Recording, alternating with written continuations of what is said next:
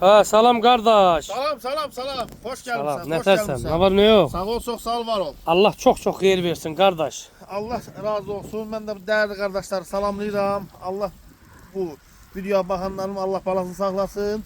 Bak bu hayvanlar değerli satılır. 500 hayvandır. 500 Buyurun hayvan. bakın bəli gebereyim. Bakınlar görsün. Allah çok hayır versin Onun kardeş. içinde 150 tane böyle doğmamış toğlu var. Birinci karnına. Ha birinci karnı. Bunun hamısı birinci karnına. Birinci karnına bak onlar. Allah kim alsa bunlar kardeş. görsən. Allah kim alsa çok Bal, hayır de, bal. versin. Çin heyvanı heç elə bir Çin heyvanı heç elə bir qış heyvanı deyil. Bak.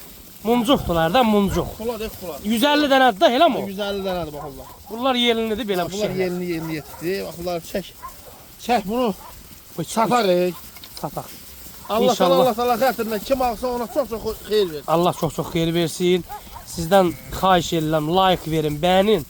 Bu kardeşimizin boş heyvanı, şeyler var. bu kardeşimizin heyvanı Bunlar sataq. hamısı birinci qarına. Lokum de lokum. Yelinli birinci, ikinci qarına şəhərlərdir. Qardaş deyir bunu yaxşı maşınla Kia Sorento Ha. 2016-17. Yəni satırıq elə.